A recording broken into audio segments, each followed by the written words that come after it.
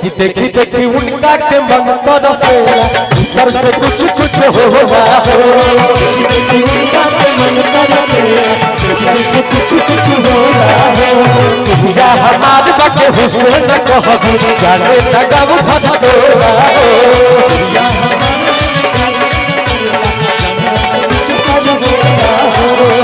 मोहन मर्द हुए पागल तुवे सखी, मोहन मर्द हुए पागल तुवे सखी, अपनो दुल्हवा एक दिन दे तुवे सखी, अपनो दुल्हवा एक दिन दे तुवे सखी।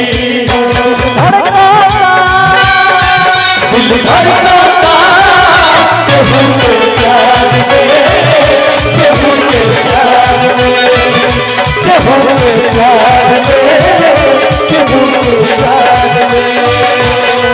मन मस्त भइल बा मस्ती में, दिल बैठल प्यार के मस्ती में, मन मस्त भइल बा मस्ती में, दिल बैठल प्यार के मस्ती में।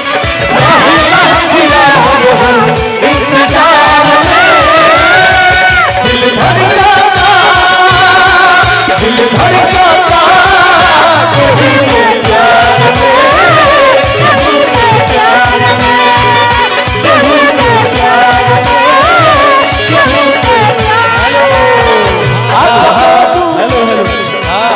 आइए थोड़ा अब हिले सुख नहीं जननी सबाग के, जनी हर पैसा मिले नहीं मांग के। हिले सुख नहीं जननी सबाग के, भैया भैया और दुल्हे राजा का कहे के बाद बिल्कुल दुल्हन के नचावेगा तनी साइड हो जाए। हम चाहते हैं कि दुल्हे राजा के साथ कर देंगे तो ही बात बन जाएगी। हाँ कि मोहर मर्द लागे चकल डूबे सखी, तोहार मर्द लागे चकल डूबे सखी। अब देखिए दुल्हे राजा और दुल्हे राजा के दोस्त मित्र सभी लोग इनके साथ में डांस करेंगे और ये भी डांस करेंगे, ठीक ना? तोहार मर्द लागे चकल डूबे